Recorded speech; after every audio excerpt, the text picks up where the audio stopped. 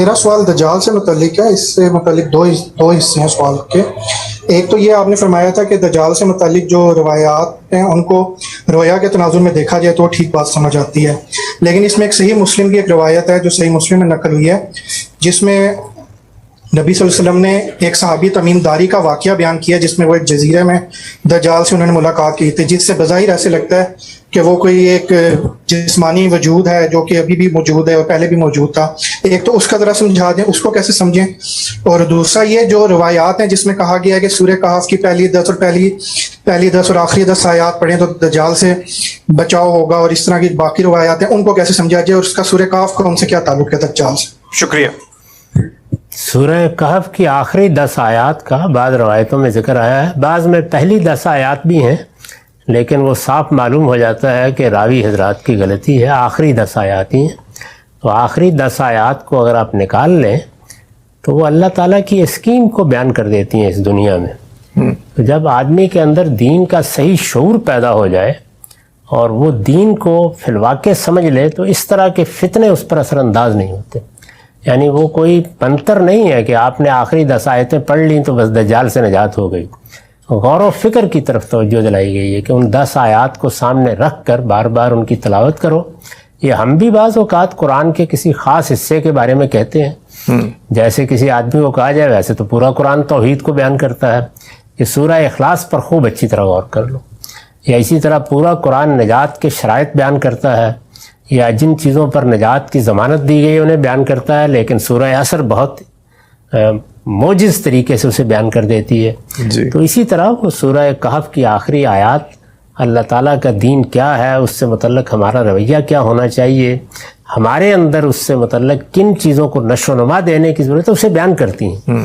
تو اس میں جو ایک بنیادی بات حضور نے فرمائی کہ سچا صاحب ایمان دجال کے فتنے سے متاثر نہیں ہوگا. تو سچا صاحب ایمان بننے کے لیے ویسے تو کہنا چاہیے کہ پورا قرآن پڑھو، لیکن کتنے لوگ ہیں کہ جو پورے قرآن کو اپنے غور و فکر کا موضوع بناتے ہیں. تو حضور بعض اوقات بعض آیات کی طرف توجہ دلا دیتے ہیں، بعض حصوں کی. تو کسی موقع پر یہ بھی کہا ہوگا کہ سورہ کہف کی 10 آیات پیش نظر رکھو. تو یہ غور و خوض کرنے، سمجھنے، دین کو جاننے، اس کے اندر اترنے کی دعوت ہے. یہ کوئی منتر نہیں ہے اس سے بچنے کے لیے، نہ ایمان لانے کے لیے کبھی کوئی منتر کام آیا ہے، اور نہ کسی فتنے سے بچنے کے لیے. علم عقل کی روشنی میں سب چیزیں ہوتی ہیں، اور علم و عقل کو جلا جس چیز سے بخشی جاتی ہے وہ اللہ کی کتاب ہے. اور اللہ کی کتاب ویسے تو ساری ہی ہماری ہدایت اور رہنمائی ہے، لیکن بعض موقعوں پر علماء بھی اور اس سے پہلے اللہ کا پیغمبر بھی بعض مقامات کی طرف اشارہ کر دیتے ہیں. کہا کہ اگر یہ توفیق نہیں ہے کہ سارے قرآن کو پڑھا جائے اور اس کے ساتھ ایک زندہ تعلق ہو، تو کم سے کم سورہ عصر ہی پڑھ لی جائے، کم سے کم کسی موقع کے اوپر سورہ اخلاص ہی کو ذہن میں رکھا جائے. ایسے ہی سورہ کہف کی کوئی آیت، سورہ بقرہ کی آخری آیات دیکھیے، سورہ آل عمران کی حضور بڑے اہتمام سے نمازوں میں بھی پڑھتے تھے ان کو. اسی طرح کا معاملہ سورہ منافقون کی آخری آیات کا ہے. تو بعض مقامات ہیں قرآن مجید کے جن سے دین کا کسی نہ کسی معاملے میں بڑا غیر معمولی شعور پیدا ہوتا ہے، زندہ ہو جاتا ہے انسان.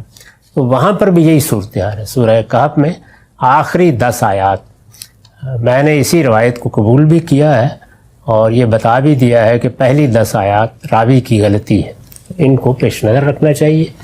ایک تو یہ بات ہوئی. دوسری تمیم داری کی روایت ہے. ویسے تو اس وقت اس کی سند پر بھی بہت کچھ تنقید ہو گئی ہے، لیکن اگر تھوڑی دیر کے لیے مان لیں تو میرے نزدیک تو سرے سے وہ کوئی واقعہ ہی نہیں ہے. یعنی ہوا کیا ہے؟ ہوا یہ ہے کہ کسی جگہ کے اوپر کسی جزیرے میں لوگ چلے گئے ہیں جہاں کسی گرجے میں انہوں نے دیکھا ہے کہ کسی شخص کو باندھا ہوا ہے زنجیروں میں، اور وہ اپنے آپ کو دجال کہتا ہے. اس طرح کے پاگل اور مجذوب دنیا میں بہت جگہوں پر آپ کو دکھا دیے جا سکتے ہیں. تو اس طرح کے کسی ذہنی اختلال میں مبتلا شخص سے ملاقات ہوئی ہے جس کو ایک واقعہ مان لیا اور کچھ بھی نہیں ہے، اس میں کیا ہے. ٹھیک ہے سر، بہت شکریہ.